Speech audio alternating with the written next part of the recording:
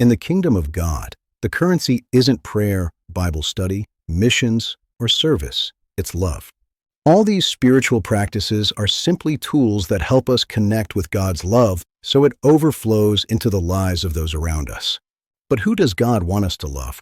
Everyone, even our enemies. Our love should have no limits.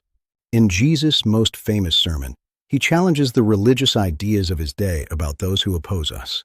He says, "You have heard that it was said, 'Love your neighbor and hate your enemy.' But I tell you, love your enemies and pray for those who persecute you, that you may be children of your Father in heaven. He causes his sun to rise on the evil and the good, and sends rain on the righteous and the unrighteous. If you love those who love you, what reward will you get? Are not even the tax collectors doing that? And if you greet only your own people, what are you doing more than others? Do not even pagans do that?" Matthew 5 verses 43 to 47. The Old Testament doesn't teach us to hate our enemies. In fact, the second commandment clearly tells us to love our neighbors as ourselves. But over time, the religious leaders had distorted this teaching, adding their own rules. Jesus' words here are powerful. He doesn't say, "It is written," but "You have heard that it was said." Does this seem radical? Maybe even unwise. To love our enemies sounds insane to many. But remember, we were once God's enemies. Yet, God loved us so much that he sent Jesus to die the death we deserved, so we could receive the honor he deserved. That's the kind of love we're called to give. And when we love like that, we're imitating our Father in heaven, who shows his love to both the good and the evil. The love that Jesus calls us to extend isn't the same as the love we're accustomed to. Most people love those who love them. That's easy. But loving those who annoy us, who ignore us, or who even harm us, that's what makes Jesus' love radical. On the night Jesus was betrayed, he gave his disciples a new command. "A new command I give you, love one another. As I have loved you, so you must love one another. By this everyone will know that you are my disciples, if you love one another." Loving fellow believers wasn't a new concept, but loving them, as I have loved you, certainly was.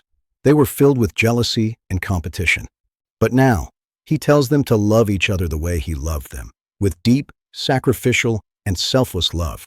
And he told them that their love for one another would be the proof that they were his followers. Sadly, we often miss the mark.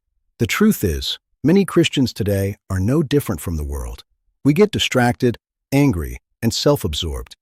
We're not the salt of the earth, making people thirsty for God. And we're not the light of the world, revealing God's love and forgiveness. I said earlier that love is the currency of God's kingdom.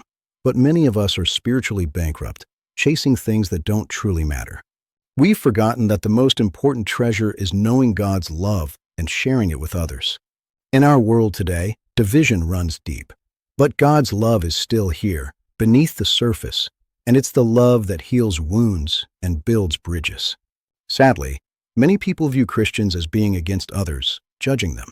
They see us as hypocrites rather than representatives of love. The reality is, we haven't done a great job representing the Father, who is incredibly patient with those who disagree with him. But it's time to change the narrative. We must do better. And it starts with admitting our role in creating division and not loving as we should.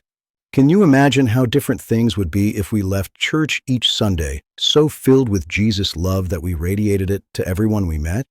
At work, at school, across the street. Every interaction is an opportunity to represent God. And when we show love, people will be drawn to him. Our tender hearts, our positive attitudes, and our commitment to justice make people thirsty for the God we follow. Let's make a difference. Let's leave behind the distractions and the bitterness, and let the love of God flow from us to everyone around us. When we love like he does, we truly represent the kingdom of God.